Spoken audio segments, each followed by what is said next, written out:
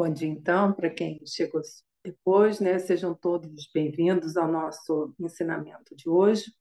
Sempre lembrando que quem encontrar depois essa gravação desse vídeo, né, no YouTube, onde, né, nossos vídeos todos são colocados, que faça uma pequena oração antes, que faça uma pequena meditação antes de assistir o vídeo, né? Isso aqui é um ensinamento do Senhor Buda, portanto, é algo sagrado, então não é algo para a gente ver enquanto está fazendo uma refeição, tomando um café, alguma coisa assim, né? Essa atitude de respeito pelo ensinamento é muito importante para que a gente possa realmente progredir na via do Senhor Buda. Bem, então hoje nós vamos dar sequência ao estudo do Dhammapada, né, que nós estamos desde o início desse ano, e chegamos então no capítulo 3, que vai falar sobre Chittavagga, né, o capítulo sobre a mente, que é o assunto principal do ensinamento do Senhor Buda. E nós vamos então, no primeiro e no segundo, na segunda estrofe, né, esse capítulo tem 10 estrofes, e nós vamos hoje ver as duas primeiras estrofes, né, que estão numeradas como a 33 e 34. Né? Então, essa aqui é da tradução do Nissim Cohen, que é da publicação da Palas Atenas, que é a publicação, né, que está aí disponível para todos, e depois a gente vai ver essa outra tradução que nós viemos trabalhando ao longo do tempo. Então, o que o Buda vai dizer, então? 33. Esse coração volúvel e vacilante, difícil de guardar, difícil de refrear. O homem inteligente endireita assim como o armeiro a seta. 34. Qual um peixe tirado de seu meio aquoso e lançado sobre terra firme, sobre firme terra, debate-se esse coração para furtar-se ao domínio de Mara. Então, esses são as duas estrofes que nós vamos desenvolver ao longo dessa manhã de hoje. Então, como é que ficou nessa outra tradução, né, que eu venho fazendo, comparando as diversas traduções que existem nas línguas ocidentais e também no tibetano? Então, ficou assim: tal como um flecheiro endireita sua flecha, o sábio endireita o seu pensamento, trêmulo e inconstante, difícil de refrear, difícil de preservar. E aí o outro vai ficar: tal como um peixe tirado de seu ambiente natural, aquático, que é jogado em terra seca, nosso pensamento estremece-se todo, agita-se convulsivamente para escapar do domínio de Mara, né, que é o desejo, a raiva e a ignorância. A mente é muito vulnerável, então é necessário ter atenção. Então, a gente já começa aqui vendo os ensinamentos iniciais antes da gente fazer a nossa meditação no dia de hoje. Então, qual é o objetivo aqui? A gente endireitar a nossa mente, né?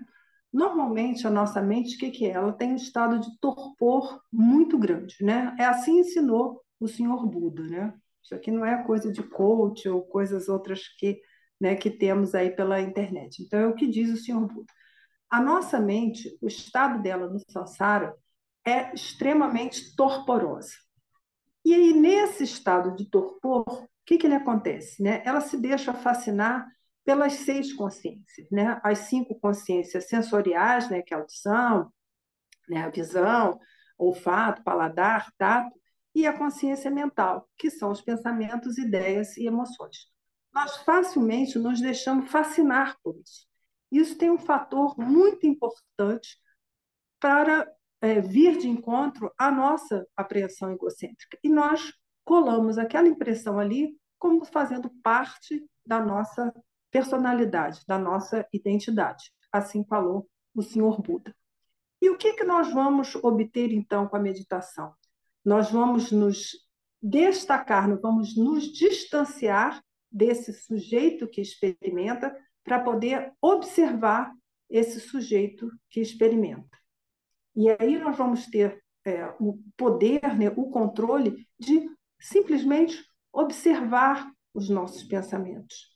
Então, em vez da gente ter um movimento, né, como de uma borboleta que vai de aqui a colar, ou como a imagem clássica, né, do macaco que pula de galho em galho, de acordo com as percepções e sensações que ele vai ter, quem vai ter o domínio vamos ser nós mesmos, né, como sujeitos que controlam essa corrente de pensamento. E é isso que o Buda está falando aqui, em relação àquele o flecheiro que endireita a sua flecha. E aí vem outra consequência que a gente vai falar daqui a pouco, né? Então, nós temos aqui duas imagens, né? Do flecheiro que endireita a sua flecha, então nós devemos endireitar os nossos pensamentos, né? Primeiro, deixar eles passar, simplesmente, deixa passar, let it go, famoso let it go, deixa aí. E outra, quando nós precisamos de uma concretização de um objetivo, nós precisamos ordenar esses pensamentos. Nós vamos falar isso lá no final da nossa sessão de hoje. Como fazer isso? Não, basicamente, nós podemos entender que na meditação nós podemos simplesmente nos dar conta desses pensamentos e se é para a realização do objetivo, a gente deve ordenar. O que eu preciso? Eu vou fazer um bolo? Eu preciso reunir os elementos para fazer o bolo. E aí seguir as etapas lá, o modo de fazer lá do bolo e chegar na concretização do seu objetivo, que é o bolo. Isso é muito importante, sobretudo nos dias de hoje. A gente já sabe que a nossa mente ela não consegue diferenciar o que é real e o que é virtual. A gente não consegue, o nosso cérebro não consegue, né? Assim ensinou o senhor Buda. Então, o que acontece? A gente toma o virtual como real. Então, o que acontece? A gente não consegue a realização dos nossos objetivos, né? A nossa mente ela tem né, esse probleminha, né? E nós precisamos é, organizar isso aí para que a gente possa realizar os nossos objetivos, seja ele o despertar, seja ele fazer um bolo, né? E isso a gente precisa. E outra coisa muito importante que acontece atualmente é essa cultura imediatista na qual nós vivemos, né? A gente quer um ensinamento qualquer, quer uma coisa qualquer, quer aprender a fazer, consertar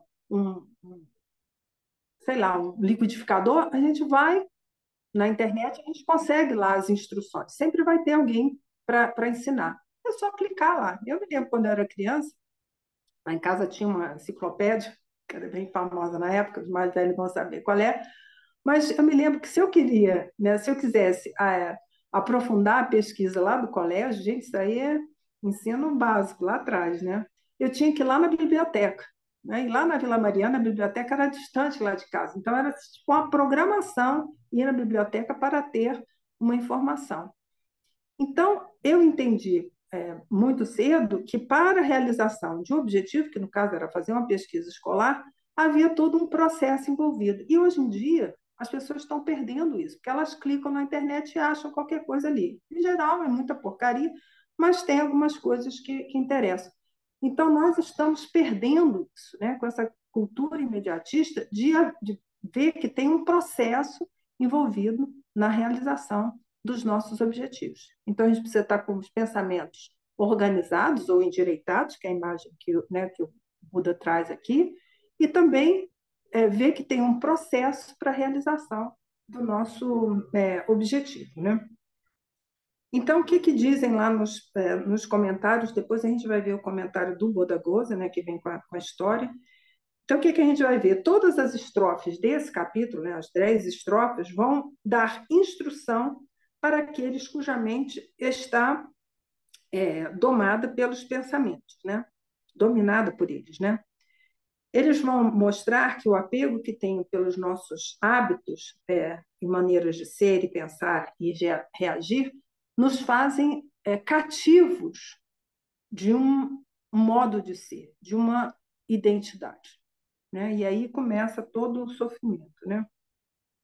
E aí ele vai dar a sequência, que é a estrofe seguinte, né?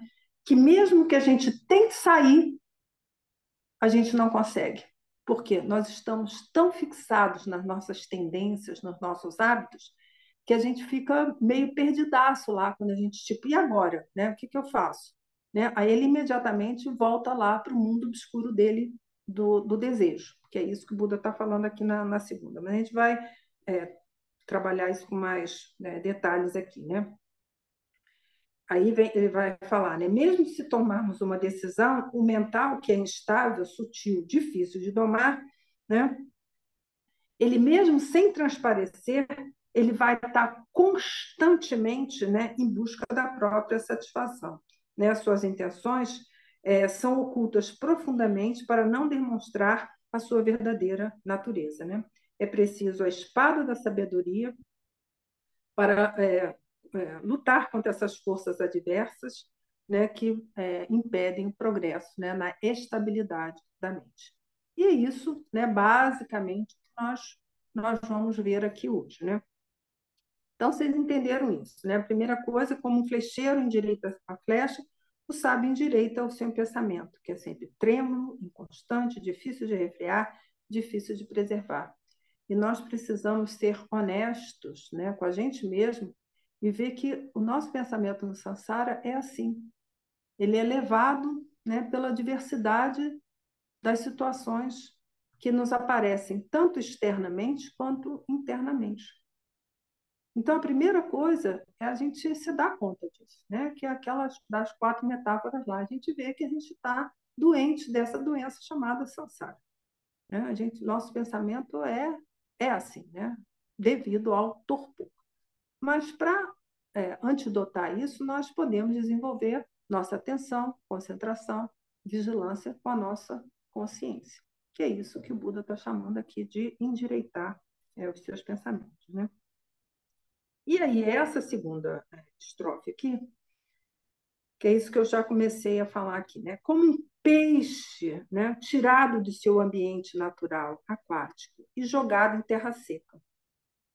Nosso pensamento estremece-se todo, agita-se convulsivamente para escapar do domínio de Mara, desejo, raiva e ignorância. A mente é muito vulnerável, então é necessário ter atenção. Então, isso é uma coisa muito sutil para a gente entender. Né? Então, tem um primeiro momento que nós vamos nos dar conta que o nosso pensamento é instável, vulnerável, né? Tudo que já foi descrito aqui. E aí a gente, bom, isso aí não está bom, né? Eu quero resolver essa história. E aí ele vai, né, tentar sair disso, né? Que é essa imagem que o Buda ilustra aqui, né? Que é o peixe tirado do seu ambiente aquático e jogado em terra seca. O que acontece? Vai haver uma convulsão, um estremecimento. Porque a mente ela está acostumada tão, desde os tempos sem princípio, às suas tendências, ao seu modo, né, de operar, que ela vai ficar meio perdida lá. Né? Como foi um praticante uma vez me perguntou, falei, mas aí, o que acontece lá no despertar? Né? Eu falei, primeiro, eu não sei o que acontece no despertar, porque eu não sou Buda ainda. Mas a gente vai se tornar uma pessoa bondosa e atenta e equânime. É só isso que vai acontecer. Ninguém vai virar um ET, um ser extraordinário. Né? É isso que vai acontecer. Como eu já disse, o Dharma tem 2 objetivos, né? Desenvolver amor e respeito por todos os seres de forma equânime.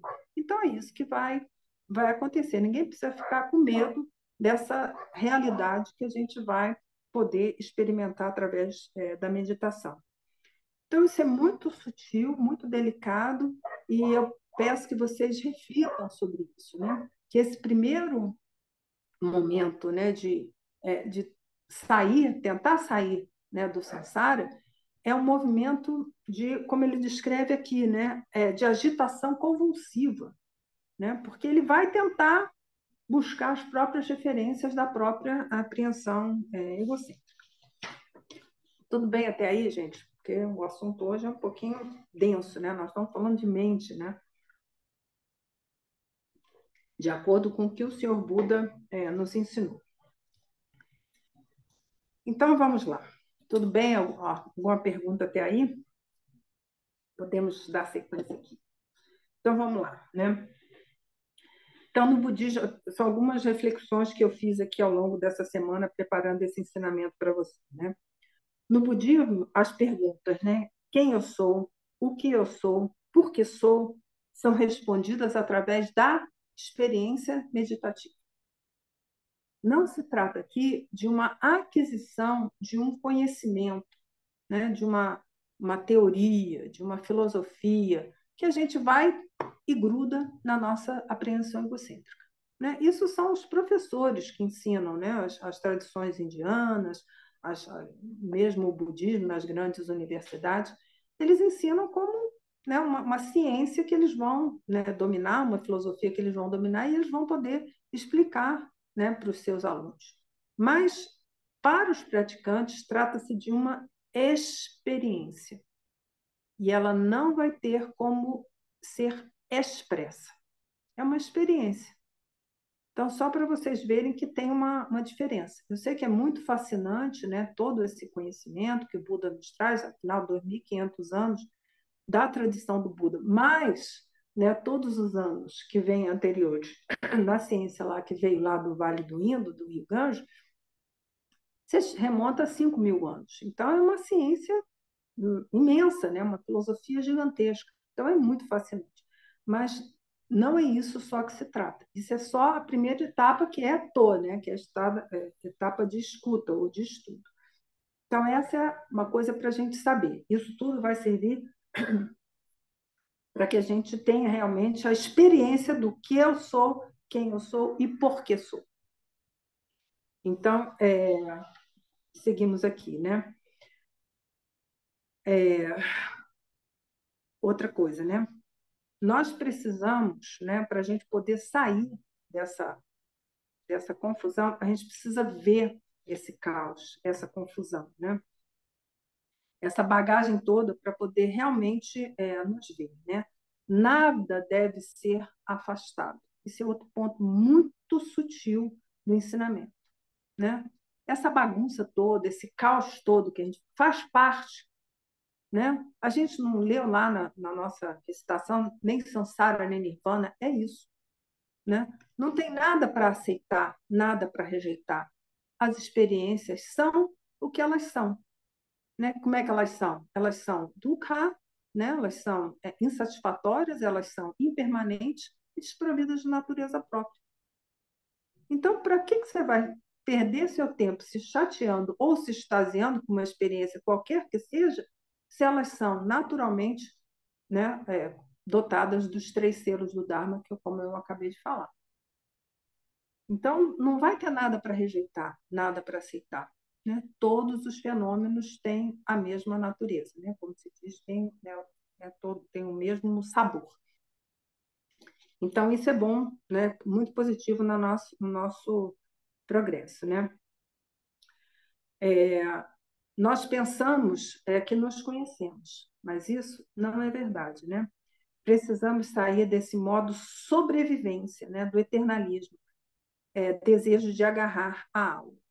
Nós precisamos lembrar que, na segunda nobre verdade, o Buda falou que uma das causas do sofrimento é esse nosso desejo do eternalismo.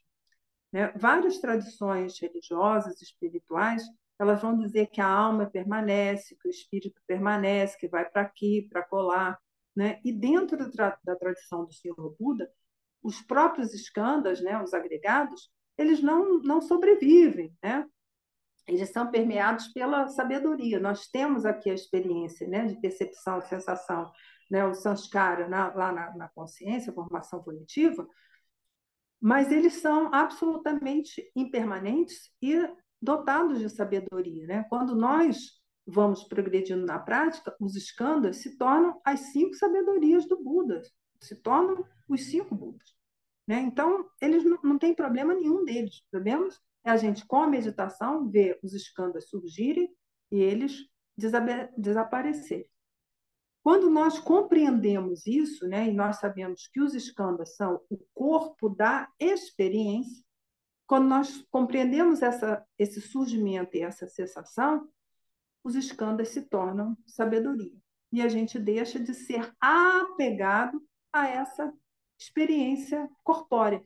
Nossa mente é a mente búdica, né? Ela é muito mais, né? Desculpe, a palavra ela é pequena para expressar isso. Nós somos o próprio Buda, né? Dotado de uma infinita compaixão, do infinito amor, da infinita equanimidade, uma infinita alegria pela prática da virtude.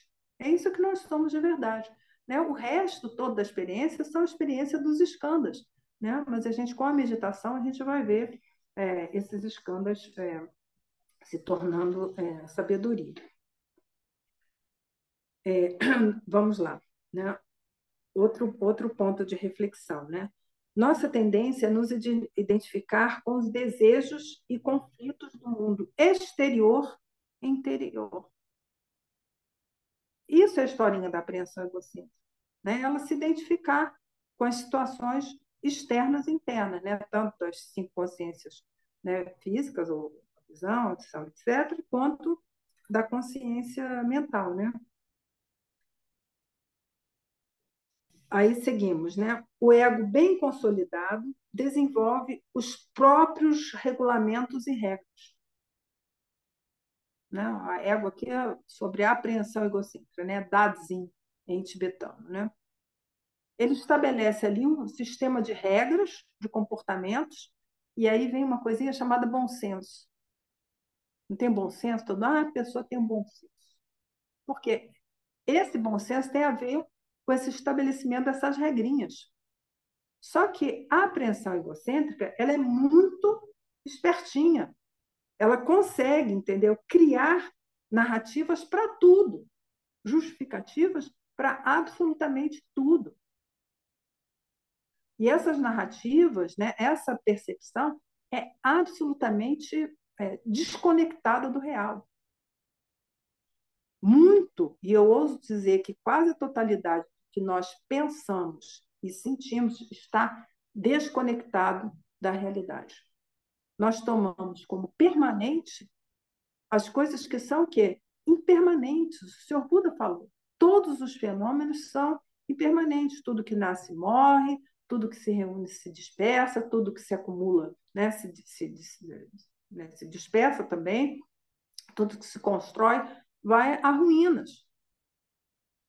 Essa é a natureza de todos os fenômenos. A gente toma como permanente as coisas que são impermanentes, né? Já começa primeiro, né, probleminha aí. Né? Então, a gente não percebe a realidade tal como ela é.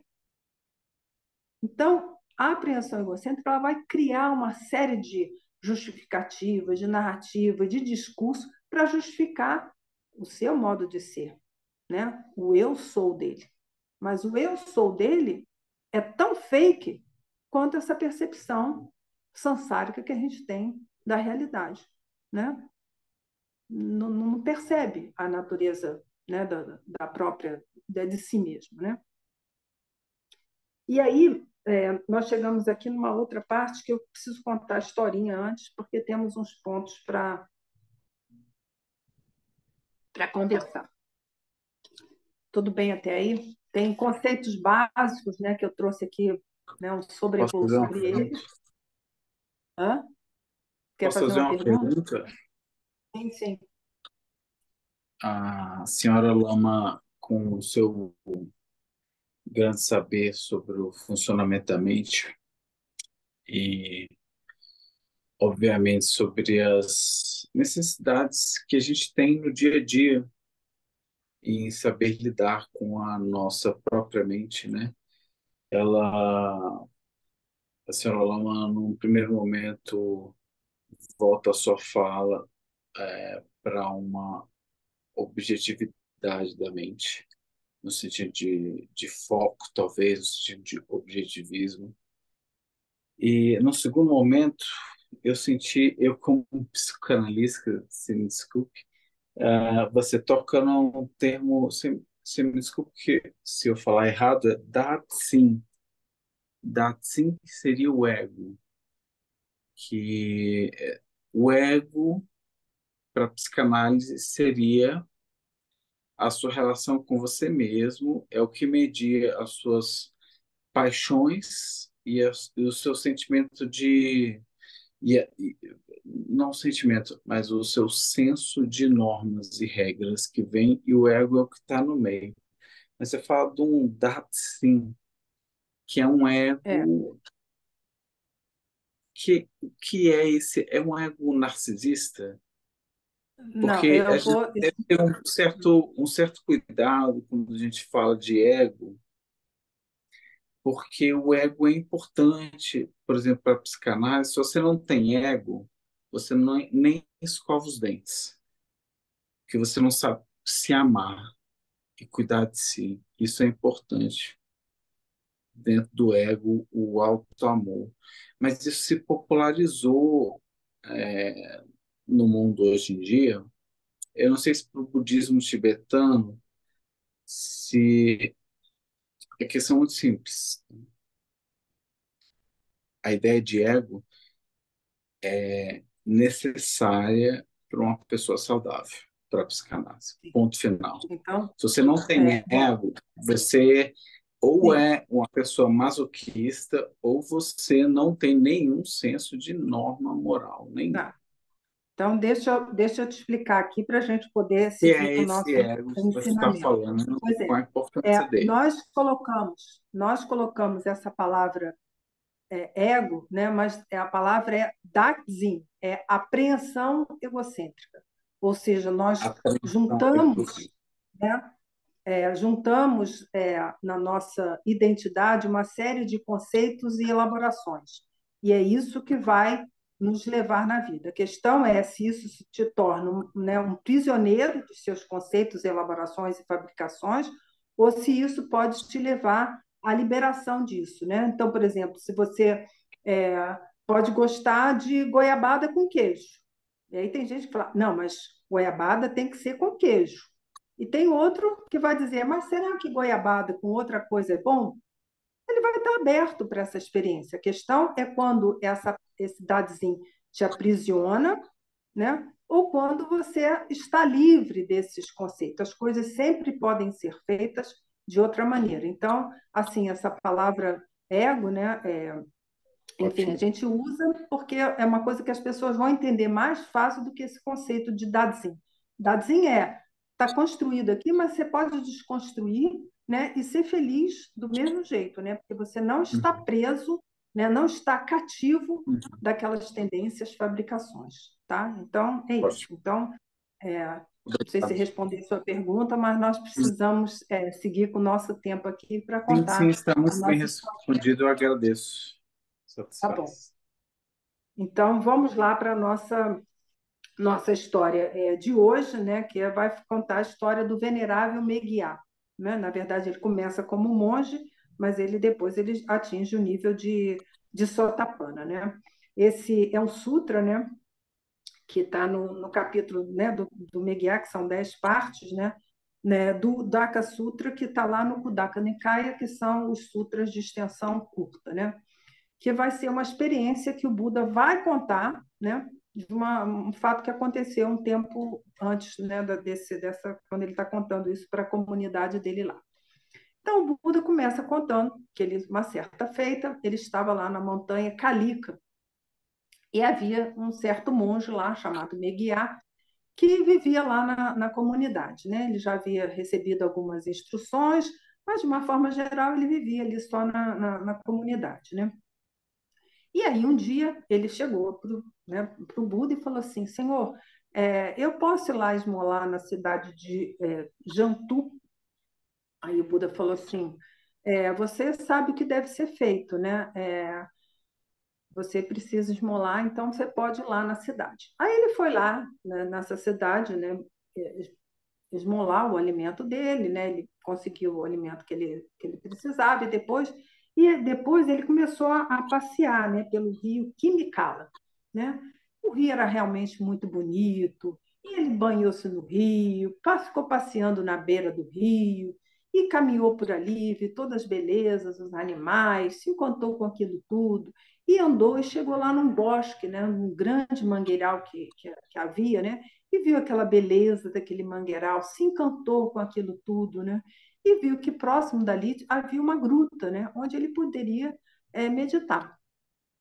E aí ele voltou, né, lá onde o Buda estava e falou: Senhor, olha, é o seguinte, eu fui esmolar meu alimento, e aí, né, na volta, passei no rio. Ele contou toda a experiência da beleza, do lugar, né, tudo que tinha por ali. Falou: eu gostaria de ir lá praticar, né, fazer as minhas práticas de meditação. Aí o Buda falou assim: olha, é o seguinte, você pode ir sim, né, porém eu não posso ficar aqui sozinho, eu preciso que alguém chegue, né, para ficar comigo, e aí depois você pode sair para meditar.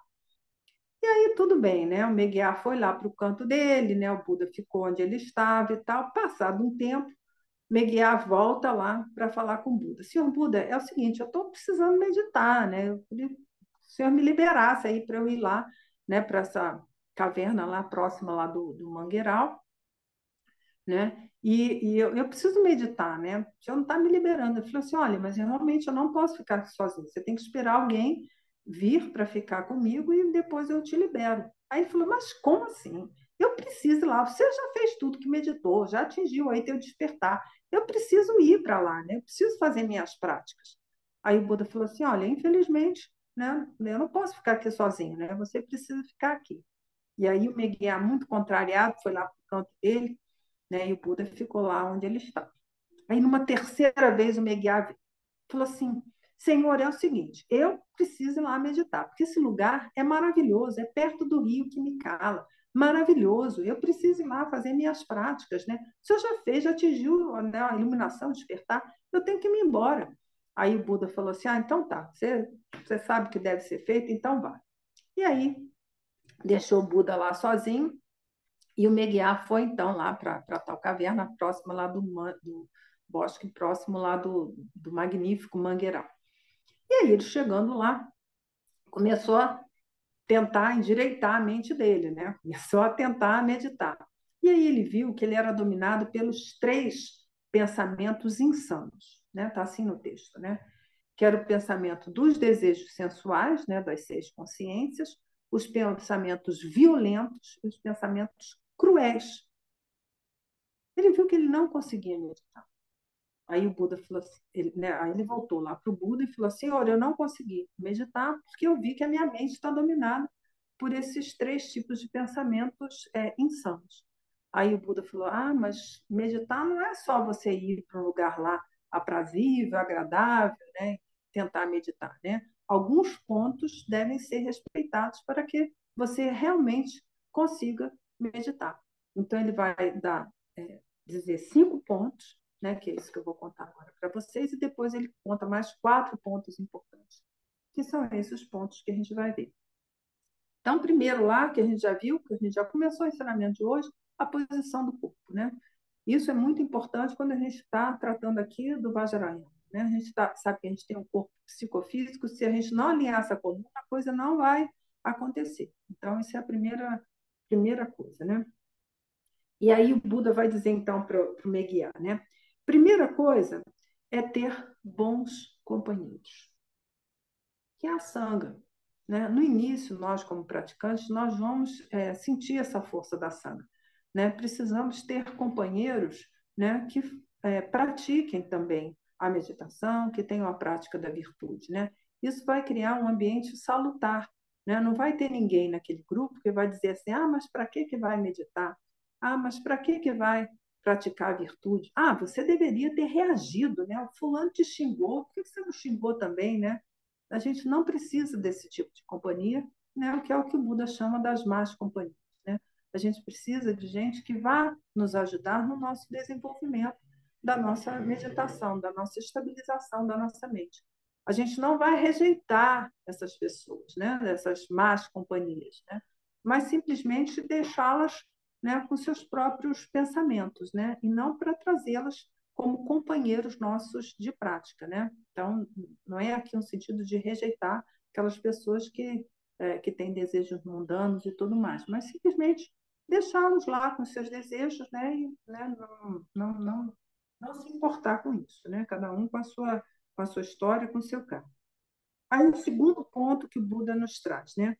Ser você mesmo virtuoso. Que a gente sabe lá, dos 3 treinamentos? Primeiro treinamento é o treinamento da ética. Pratique excelente virtude, não cometa qualquer mal que seja. Esse é o ensinamento do Buda.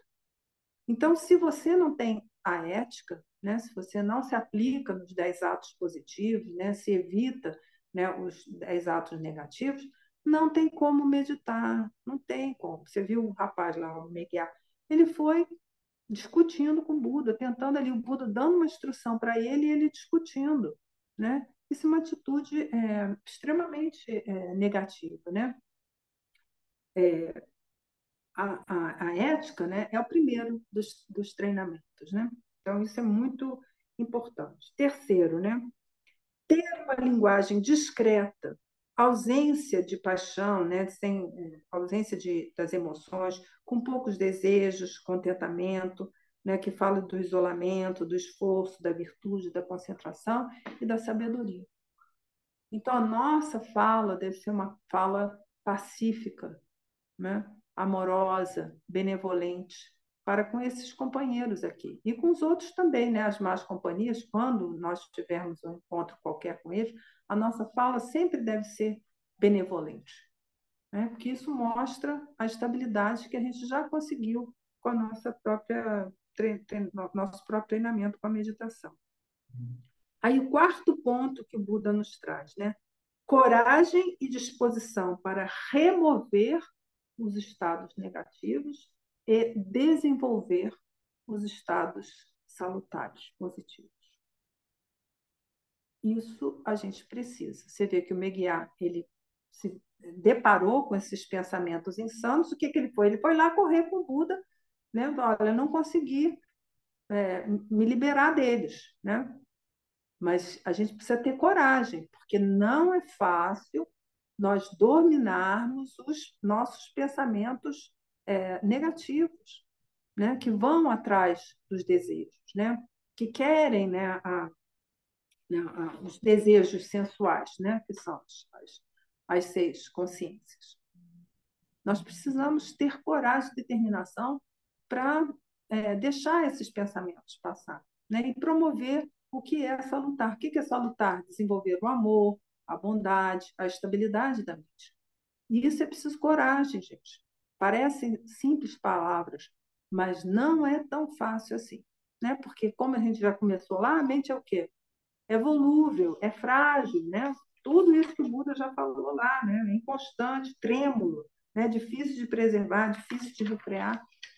Então, não é fácil a gente manter os estados salutares da mente, que é a estabilidade, bondade, amor, bondade, né? Equanimidade. Mas a gente precisa ter coragem, precisa ter força. E o quinto ponto que o Buda traz, né? É o entendimento sobre o surgimento e a cessação, que é aquilo que eu falei agora há pouco em relação aos próprios escamas, né? Quando a gente tem lá percepção, sensação, formação volitiva, né? Sanskara, consciência, né? Que são os cinco agregados lá, né? Primeiro deles é rupa, né? Que é nosso próprio corpo, né? Nós precisamos entender isso, né? Quando a gente está percebendo, né? Então, por exemplo, agora eu estou vendo aqui, né? O bastãozinho para tocar o sino, né? Isso é uma experiência, mas isso imediatamente vai passar quando eu ouvir o barulho, né? O canto de um passarinho, já imediatamente passo para outra experiência. Então, deixa ela passar. Então, é isso que o Buda está falando aqui, é entender o surgimento e a cessação das diversas experiências. Então, os pensamentos vão surgir na mente e vão voltar. Os pensamentos não são nada e ainda assim surgem. Foi assim que a gente recitou, né? A gente recita sempre lá no Dom Shantuma. Então, os pensamentos não são nada. É nós que damos uma tonalidade afetiva, damos uma realidade aos pensamentos que eles não têm. Caso a gente precise desses pensamentos para a concretização de um objetivo, aí sim nós vamos alinhá-los para a concretização dos objetivos. Caso contrário, deixa passar, né? Esse pensamento não é pertinente agora. Então, por exemplo, agora, vamos voltar lá. Vamos ensinar a fazer bolo aqui, um bolo, sei lá, de chocolate. Não está na hora de fazer bolo de chocolate. Então, deixa passar. Mas, normalmente, a nossa mente torporosa, se vê uma imagem, uma ideia qualquer no pensamento, a gente, e se a gente agora fizesse um bolo de chocolate, hein? A gente vai fascinado com essa ideia e deixa o que está fazendo e vai fazer o bolo de chocolate.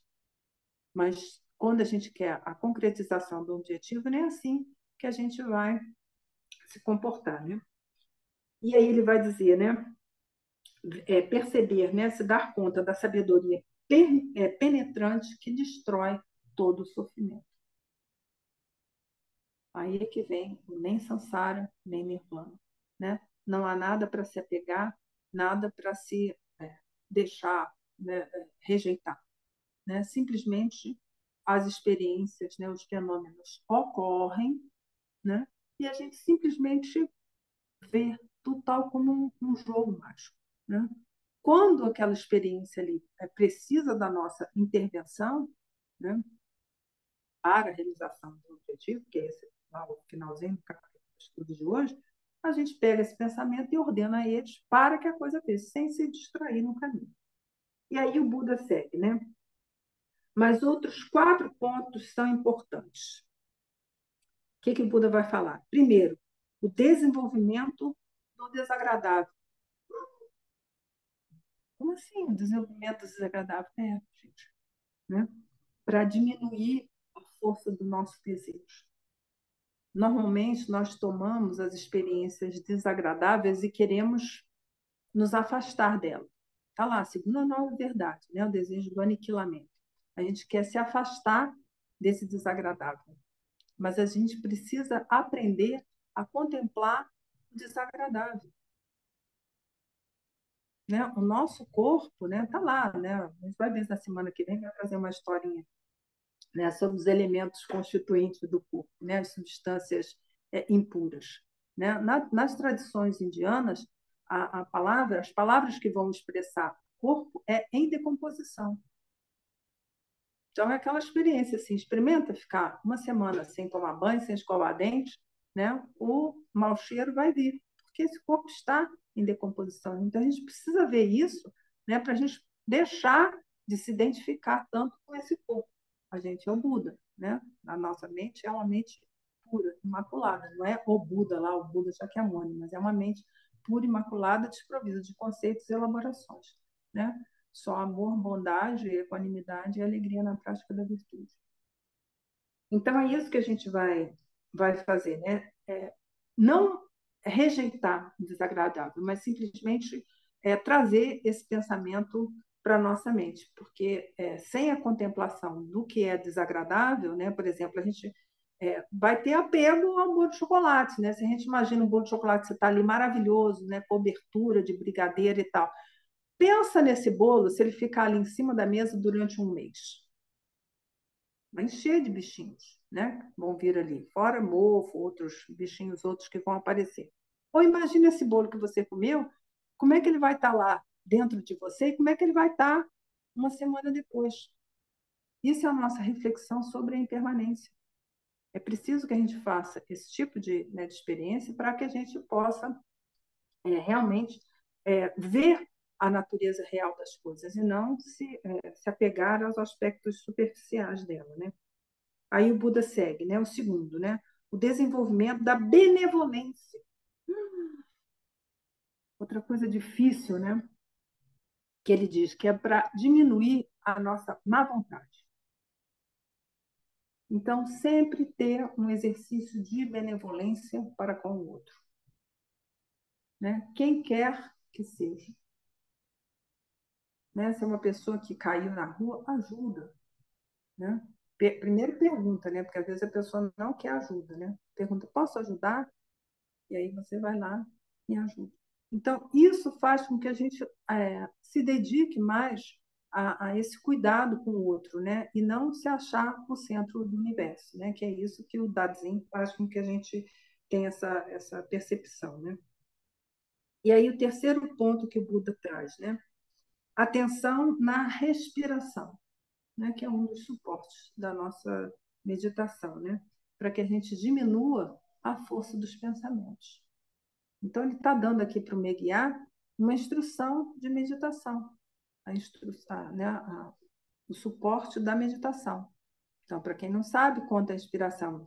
Inspira, expira, conta 1, inspira, expira, conta 2, e assim vai até 21 e deixa a mente simplesmente sob observação e deixa passar os pensamentos. É assim que os pensamentos e as emoções, as nossas ideias, eles vão cada vez mais perdendo a força. E aí, mais uma vez, se a gente quer a concretização do objetivo, a gente vai pegar um pensamento e vai levar ele até o final. E aí, quarto ponto que o Buda traz, né? A percepção da impermanência do eu sou. Isso aí é o pontinho mais difícil. Como é que o Buda explicou que é a nossa experiência? Né? Nós temos o nosso corpo de experiência, que são os escamas. Né? Então, é assim que a gente experimenta o mundo. Né? Culpa, sensação, percepção, formação coletiva, consciência. É isso que vai dando, né, elementos, conceitos, elaborações, fabricações, para nós irmos constituindo esse Dazi, essa apreensão egocêntrica, apreensão, né? Vai aprendendo esse monte de sanskara aí, ou cicatrizes. Né? A gente vai colecionando esse monte de conceitos e elaborações, e com isso nós vamos definindo a nossa identidade. Né? Esse é um conceito ocidental, mas nas tradições indianas nós definimos como essa apreensão egocêntrica. Né?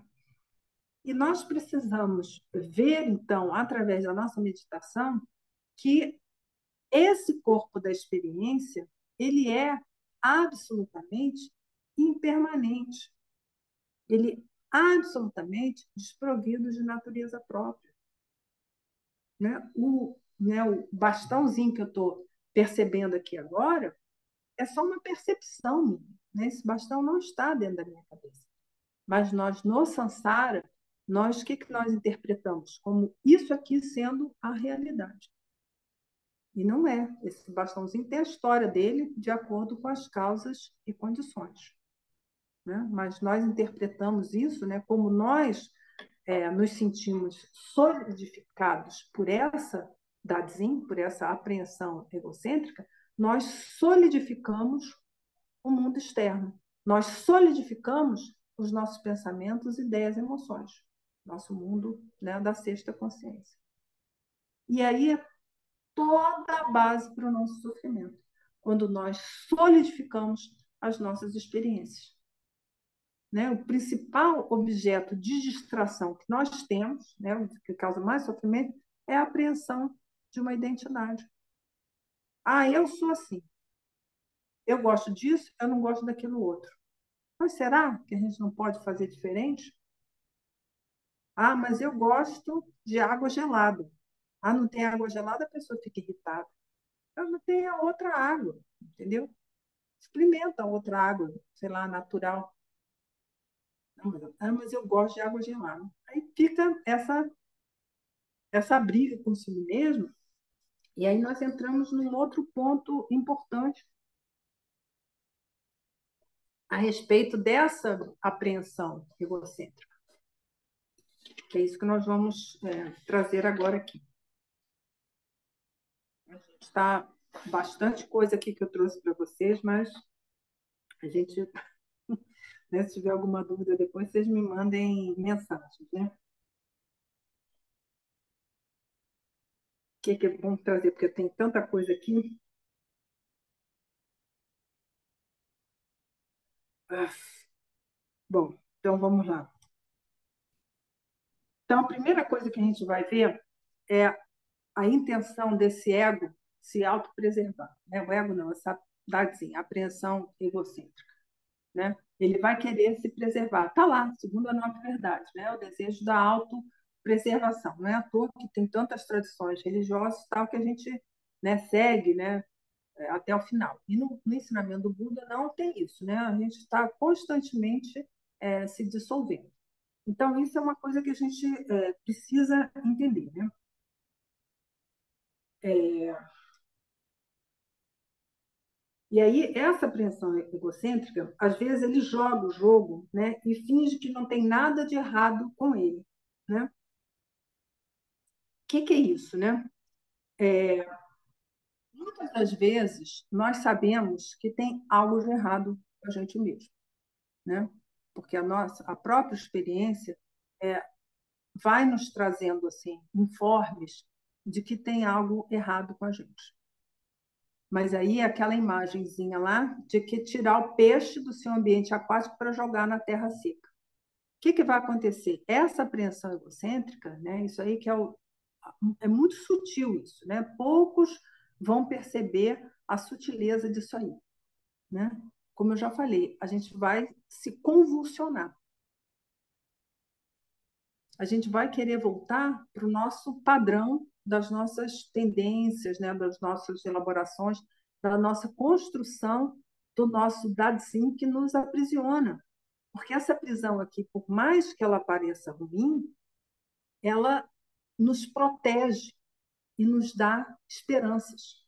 Porque essa construção aqui, ela tem seus medos e tem suas esperanças. Quando a gente começa a sair daqui, você fica assim: e cadê meus medos? Como é que eu vou viver sem ele? E cadê minhas esperanças? Como é que eu vou viver sem ele? Isso é meio apavorante. Assim. Aí a pessoa volta correndo lá para a casinha dela. Não, prefiro minha prisãozinha lá, tão bonitinha. Então a gente precisa ter cuidado com isso. Né? Esse mundo é libertador, sim. Você vai perder seus medos, mas as suas esperanças também vão todas embora. Né? Não tem, eu quero despertar, eu quero a perfeição, eu quero a iluminação, né? Ou a minha religião é melhor que a sua, né? Eu ouvi recentemente uma pessoa falando assim, mas a minha tradição, na minha tradição eu vou ressuscitar, na sua não. Eu falei, mas olha, a pessoa está achando que a religião dela é melhor que a outra. Gente, não tem lugar nenhum para se chegar. Né? O ponto que a gente vai chegar é desenvolver esse coração bondoso, ter respeito por todas as pessoas. Né? O despertar, né, ou a iluminação, como algumas pessoas veem, virá, entendeu? Mas não precisa ter isso como meta. Essa meta, entendeu? De ter esse objetivo sublime aí, isso é coisa da apreensão egocêntrica. É aqui, né, essa consolidação aqui, que ela acha que tem algo para ir que ela vai bonitinha, assim, vai com a casinha dela inteira. Não, não vai, entendeu? A tartaruga tem que sair da casinha dela para ela poder atingir isso. Né? Vai ter um desapego gigantesco aí para ela concretizar os objetivos dela. Né? E lembrar sempre isso, né? Que a nossa mente sempre vai criar narrativas para tudo. Sempre vai inventar uma justificativa. Então, vocês estão vendo como é que essa mente lá, que o Buda começou falando lá, a mente volúvel, instável, tá? Ela vai, né, ao sabor, né, igual o monge Meguiar, né, lá no rio Quimicala, achou o bosque das mangueiras, a caverna, e assim vai, né, pelo sabor das delícias ou das experiências que tem na vida, vai, né? Vai, vai, vai, vai. Aí fala, mas por que foi no Bosque das Mangueiras? Porque lá é bonito, porque o rio que me cala, me banhei nele. Tá? A gente sempre vai arrumar uma justificativa, né, para as nossos próprios conceitos, para justificar a nossa casinha. Sair dessa casinha é difícil, entendeu? A gente vai ter que ter um monte de desapegos aí. Né? E o principal deles é apego à nossa própria identidade. Né? A gente sempre vai poder fazer as coisas de uma maneira diferente. Sempre vai poder fazer diferente. Né? Se abrir, né, ao que os grandes mestres chamam de criatividade. Não, mas aí não pode pôr o bolo mesmo. Eu lembro de uma pessoa que fez parte da minha vivência lá da minha família, que falava, mas como é que você bota azeite no bolo? Eu falei, porque não tem manteiga, bota azeite. Aí a pessoa, mas azeite não fica bom no bolo. Fica bom também. Entendeu? Dá certo. Então a gente precisa estar aberto para essas experiências todas que vêm, porque a vida é assim. Né? São diversas experiências que se sucedem, a gente precisa estar aberto no sentido de criatividade do que aparece. Entendeu? Não tem chocolate, mas tem outra coisa. Faz com outra coisa. Dá certo também. É outra experiência diferente? É. Mas a gente vai sempre assim, né? Soltando essa prisão que é a nossa própria apreensão egocêntrica, né? E aí vem, né? Quando você está aberto a essa experiência, a própria, a própria experiência te faz lembrar, né, da consciência. Isso é outra coisa muito sutil também, né? Quando a gente está preso na experiência, isso é assim, vou fazer um bolo de chocolate. O bolo é assim. De repente se dá conta, não tem manteiga, bota o azeite, entendeu? Mas quando a gente solta, vou fazer de um outro jeito, que acontece? Você acessa a tua consciência. Você não está lá no modo casinha, né? Você está no modo Buda de ser. Se abre para a experiência. Sempre pode fazer de uma outra forma. É isso que é libertador, né? O ensinamento do Buda é o ensinamento da liberdade. Então, a gente sempre pode ver uma outra forma de ser. E quando a gente acessa essa consciência, que é profundamente criativa, a gente deixa as coisas acontecerem, né? Quando é alguma experiência que a gente precisa ter domínio e controle, tipo, você está dirigindo um automóvel, você não pode se deixar ao sabor das experiências, né? Você está ali dirigindo, né, um veículo automotor, né? Então, use os pensamentos necessários para aquilo, mas não se deixe levar pelos diversos pensamentos que vão vir na mente, né? E essa oportunidade que a gente tem de se abrir a experiência em contato com a nossa própria consciência. Olha que maravilha, né? Quem não medita não tem essa experiência, né? Porque ele está tão identificado com a casinha, né, que ele não sabe como é que as coisas acontecem, né? Então, solta, né? Desapega, né? Você vai trocar de casinha? Não, você vai sair da casinha, né? Que muitas pessoas acham que isso é ruim, né? A pessoa saiu da casinha, né? Que bom, a pessoa saiu da casinha, né? Isso é extremamente positivo, né? Assim, será que os meus conceitos, né? Será que tudo que eu elaborei a respeito do mundo, da experiência da vida como ela é, será que isso realmente é assim, né? Ou não? Ou ela pode ser de uma outra maneira, né? Quando a gente entra nesse modo consciência de ser, né? Nós não temos mais a atitude, né, de tentar preservar ou manter alguma coisa. Porque isso é causa do sofrimento, né? A gente querer preservar esse dadinho, essa casinha, né? E defende ela a todo custo. Quando alguém agride, né, quando alguém fala mal, a pessoa, não, mas é a minha casinha, né? É a minha vida, minhas memórias. Ela fica muito brava, né? Não gosta não, entendeu? Então a gente se abre para a experiência, né? Nós jamais devemos ter esse sentido de solidificar as experiências, né? Elas simplesmente acontecem, né? Sem o nosso controle. É isso que a gente vai precisar fazer, né? É soltar esse controle, né, que a gente acha que tem sobre as pessoas e sobre as experiências. Todos os fenômenos, a gente sabe o que são produzidos por causas e condições. Estão absolutamente fora do nosso controle. Então, a gente precisa soltar isso daí, né? O que a gente precisa fazer é a realização dos nossos objetivos. Tcharam! E o que eu trouxe aqui agora? A cura, né?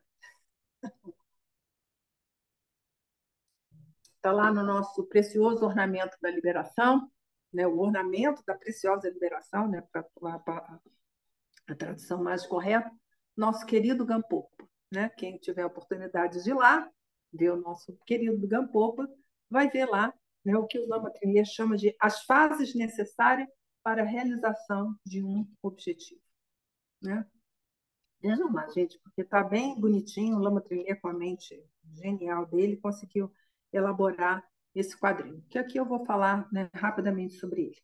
Então, a primeira etapa que a gente tem em relação a qualquer conhecimento, que seja do Dharma, ou que seja, sei lá, para fazer um bolo ou para passar no concurso, primeira coisa que a gente vai fazer é etapa TO, né? Que é o que ele a escuta ou o estudo, né? Ou seja, adquirir a grande adquirir as informações. Então, essa é a primeira etapa, que é isso que vocês estão todos fazendo aqui, adquirindo informação. Mas é só isso, gente? Senão a gente pega esses conceitos todos, a vida é impermanente, a vida é dupla, né? E cola mais um negocinho na nossa casinha. Não é isso, não. O que a gente vai precisar refletir sobre isso? Que é o que ele fala de examinar e analisar, né, aquilo que foi escutado ou estudado. Então, To e San, fundamentais na realização do nosso objetivo, qualquer ele que seja. Com isso, nós vamos ter a visão, né, que é o que ele chama de compreensão do objetivo e dos meios de realizá-lo. Olha que sucesso! Qual é o meu objetivo? É passar num concurso? É fazer um bolo? É, sei lá, aprender a fazer tricô? Não interessa, qualquer coisa que seja. Já atingiu o despertar? Você vai saber o objetivo. Ah, eu tenho um objetivo. Pronto. E aí, quais são os meios de realizá-lo? Ah, os meios. As coisas não vêm assim, acha lá na internet, tem, aparece na frente. Não, tem que fazer como eu fazia lá, caminhava até lá a biblioteca para pegar outra enciclopédia, que não era outra, que não tinha lá em casa. Tem que andar. Negócio, e eu era pequena, tinha que, às vezes, ir com a minha mãe, depois que eu cresci um pouquinho, de ir sozinha. Mas tem. Quais são os meios, né, para realizar? A gente precisa entender isso. Ah, para eu fazer isso, eu preciso de dois meios. Está vendo como é que a gente está começando a endireitar os nossos pensamentos? Isso parece muito óbvio, mas nos dias de hoje é o que menos vejo. As pessoas querem as coisas. Ah, eu quero a coisa. Aí fica assim, abobado, entendeu? Eu quero a coisa. Tem que ter, tem que colocar em prática os meios para realizá-lo. E aí, com isso, a gente vai criar Shin, né, que é a base, né, que são as preliminares, o suporte e o fundamento da prática. Aqui ele está falando especificamente do Dharma, né? Mas com essa visão, nós vamos poder criar a base para a concretização do nosso objetivo. Tá? Então, esse é o caminho. A gente falou de posição. O que faltou lá? Terceiro, pergunta. Adoro esse silêncio. É bom, gente. É bom, né? Que é a prática, que é o que o Lama Trimber fala, que é aplicar e experimentar, né? Com isso, né, a gente vai ter a meditação, né, colocar em prática, experimentar, né, e ter a conduta. A gente não viu quais eram os meios, aí a gente vai ter a conduta, porque não é só saber os meios. Ah, para eu passar num concurso, quais são os meios? Ah, eu tenho que estudar, tenho que fazer um cursinho, sei lá, as coisas que tem que fazer lá. Mas só saber adianta? Não, a gente precisa colocar em prática. É o que ele chama aqui a aplicação, né? Integração na atividade. Pronto. Com isso, a gente vai ter o caminho, os processos, os meios que conduzem ao objetivo.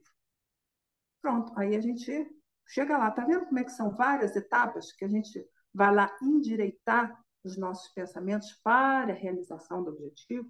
É isso, né? E aí, com Tossangon, né, com visão, meditação e conduta, né, e com a base, com a via, né, que é né, a própria prática mesmo, nós vamos obter o fruto ou o resultado, né, que é a realização do objetivo, o fim, então, é atingido. Então, essa é a forma que a gente vai ter, né, lá com a nossa meditação, né, peneirando lá nossos pensamentos, separando o joio do trigo lá, né, como se diz, usar uma palavra bem comum que todo mundo vai entender. O que a gente precisa para a realização do nosso objetivo, né? O nosso aqui são duas coisas, né? Isso aqui é uma Mahayana, então, assim, o Dharma não tem sentido absolutamente nenhum se a gente não aplicar no cotidiano, tá? E aí são as práticas das paramitas, tá? O Dharma só para ouvir belas palavras ou para meditar, para ter lá bem-estar, não tem sentido nenhum, gente. Ah, isso é muito bom, isso é assim refrescante lá, tal como o rio que me cala, entendeu? Mas a gente precisa colocar isso no nosso cotidiano. O Dharma sem aplicação no cotidiano, fatos concretos, reais, não faz sentido nenhum, tá? É só satisfação pessoal, né? Mas nós precisamos realmente aplicar na prática das paramitas, né? Generosidade, paciência, ética, meditação, coragem, e a prática da sabedoria. Então, é isso que vai dar sentido à nossa prática. Então, era isso que eu tinha, né, que eu preparei para vocês. Né? Na semana que vem, nós teremos a sequência dessas estrofes. E antes da gente fazer a nossa dedicatória, né, porque nós vamos depois seguir com a nossa prática de sanguinelo, às 10h30, eu pergunto se tem algum comentário, alguma coisa que não ficou bem clara, porque teve alguns conceitos, né, que são elementares lá do budismo que eu passei num sobrevoo. Então, se alguém ficou um pouco com dúvida, temos aqui uns poucos minutos para responder. Eu tenho um comentário, mais um elogio, mas eu gostaria de ouvir da audiência mais, porque eu sou um pouco suspeito, né? Eu gostaria de ouvir depois de mim. Eu gostaria só de lembrar da grande figura do Lama Trinley, uma pessoa muito séria e religiosa, né? E eu lembro que muitos anos atrás ele me presenteou pessoalmente, né, com um quadro onde ele demonstrava o método para a realização pessoal, que é muito importante, né? E eu penso que nesse seu segundo momento de fala, a Lama Pelmon trouxe, além do Lama Trilê, o sentido de realização pessoal mais limitada por uma ética, né? E eu acho que isso é muito importante, porque é muito fácil ser feliz se a gente descontar o resto do mundo, né? Se a gente só pensar na gente mesmo. Mais do que questões de narcisismo como psicanalista, né? Pensando mais além de questões de escovar o próprio dente ou arrumar o próprio cabelo, etc. Mas da gente pensar uma convivência com o próximo, né? No sentido de caridade e comunidade, enfim, senso de comunidade, né? Com outras pessoas, né? Por esse mesmo motivo, eu gostaria de ouvir outras pessoas que têm algumas ideias, manifestações. Acho que seria super bem-vindo. Gostaria muito de ouvir. Eu, pessoalmente, acho que a Lama está sempre aberta, né? Eu, pessoalmente, hoje aqui, eu não costumo participar dos momentos da mamãe, mas, obviamente, que é um momento dela de lamaísmo, né? Por favor, tragam seus comentários, ideias, né? Dúvidas também. Tudo isso seria muito bem-vindo, né? Para esse momento especial que é essa manhã de hoje, né? Então, boa tarde, ou bom dia ainda, né, para Bom todos. dia ainda, Daniel Araújo. Bom dia, Lama. Bom dia, Daniel também, o Daniel Marcos Está aí, cheio todo de mundo Daniel aqui hoje, né? hoje, né? Uma chuva de Daniel. E o É Daniel Lama Trilhê também, né? Que é Daniel também. Então, Daniel Guerreiro. isso. auspicioso, né? Todos esses Daniels aqui hoje.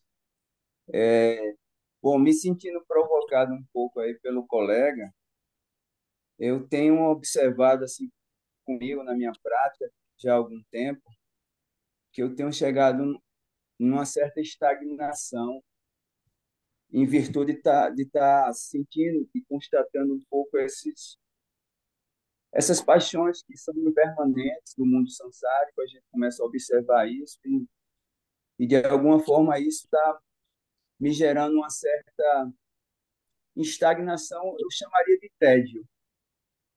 Então, eu tenho observado um pouco e me preocupado um pouco porque o mundo sansárico deixa de me ser atrativo por uma reflexão e eu consigo de alguma forma entrar num certo tédio. Bom, e agora o que eu tenho a fazer agora, né?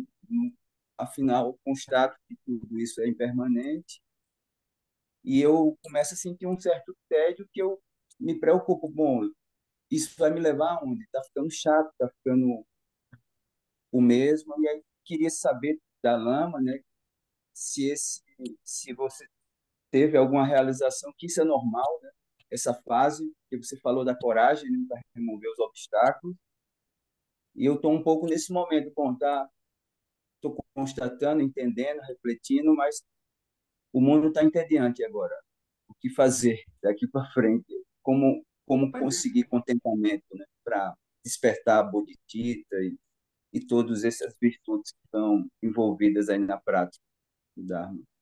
Essa é a é o que você está provocação que eu sentindo, é tenho. o que o Buda já definiu aqui como né? O peixe jogado na terra seca lá, né? Começa, como eu vou viver sem o meu, né? Hoje um amigo meu postou lá do Palmeiras, eu não sigo muito futebol, falei, mas o Palmeiras deve ter ganho alguma coisa, né? Eu Eu falei, sou do como eu vou viver sem o Botafogo. Palmeiras, né? Existe vida sem o Palmeiras e tal? Enfim, tá lá, colocou nada bem nos stories dele lá. Falei, meu Deus, preciso me atualizar para saber a quantas anda o Palmeiras, né? Então é isso mesmo, sabe, Daniel? A gente, a princípio, você fica assim, como eu vou viver sem as minhas coisas? Mas esse desapego não quer dizer que você não vai ver mais o seu jogo de futebol, que você não vai mais fazer as suas coisas, mas você vai ter uma relação desapegada com elas. Entendeu? Você não vai ficar triste, né, como uma pessoa que eu conheci, que o time de futebol dele perdia, o camarada ficar 3 dias sem poder falar com ninguém. Que Entendeu? Ficava intratável a pessoa. Não, gente, o time só perdeu, entendeu? Então a gente vai ter uma relação desapegada com essas experiências. As coisas vão continuar acontecendo. Você não vai deixar o seu time de futebol, sua escola de samba preferida, o time partido político, não é isso. Mas você vai ter uma relação desapegada com eles. E assim com todas as coisas. Se você chegar lá e tiver acabado teu pudim lá na geladeira, acabou, alguém comeu, pronto, você não vai ficar deprimido. Quem comeu, caçar uma confusão qualquer, entendeu? Porque comeram seu pudim, entendeu? Alguém comeu o pudim, pronto, acabou, entendeu? É isso que vai acontecer. Porque se a gente fala assim, eu tenho que deixar o mundo, entendeu? Como eu vou viver sem o Palmeiras, para esse meu amigo, né? Como é que eu vou falar para ele? Eu tenho que até apurar o que aconteceu com o Palmeiras, mas não sei o que aconteceu, só vi. Deve ter tido alguma coisa. Como eu vou viver sem os meus conceitos? A pessoa fica desesperada, eu peixe lá debatendo na terra seca. Mas a gente vai, com a nossa própria prática, vendo que é isso, é uma relação desapegada. A gente não vai sair das nossas relações, né, do nosso mundo relativo. A gente vai viver com ele, mas de forma desapegada, entendeu? Pronto, as coisas ficam assim, entendeu? Tudo é impermanente, né? Tudo que se reúne se separa. Cadê o time de futebol? Sei lá, que jogou ontem, não sei. Entendeu? Já não está mais, cada um está na sua casa, sei lá, está fazendo o quê? Já se dissolveu. É isso que vai acontecendo no nosso processo, né? Ninguém fica desesperado que vai ter que abandonar tudo, não. Ninguém aqui é milaripa para ir para a caverna, não. Tá bom? Seja gentil com você, sempre, né? sim, Esse é o sim. ensinamento. Gente, Seja ó, é o gentil. seguinte, Eu espero que queria tenha só respondido aí para você. Obrigado, gostaria de Lama. cumprimentar a Lama, por favor, Sim, a é porque fala nós do. estamos encerrando aqui. Brevemente, eu acho que você fecha o seu comentário de uma forma muito gentil e, do ponto de vista psicológico e terapêutico, de uma forma muito produtiva, quando você fala assim, seja gentil com você mesmo. Eu acho que, sim, se você está entediado, pega um livro para ler, que você gosta, e acabou o tédio. Vai por onde você gosta e por recursos que estão acessíveis na palma da mão, em geral, eu diria por aí. Então, é isso, gente. Sigam, né, com a prática. Se tiver alguma pergunta, né, nós precisamos agora interromper para fazer a nossa pausa, porque 10h30 voltamos com a nossa prática de sangue melo, né? Então, se tiver alguma pergunta, depois vocês me mandam pelo Zap, eu ficarei alegre em responder, né, as perguntas de vocês, tá bom? Então, o que que a gente faz para que a gente não queira esse pensamento, esse ensinamento só para nós, a gente dedica para todos os seres, né? Então, graças a esse mérito, tendo obtido a onisciência e vencido os inimigos, que são as máculas, posso eu liberar todos os seres do oceano do Sansara, agitado pelas ondas do nascimento, velhice, doença e morte.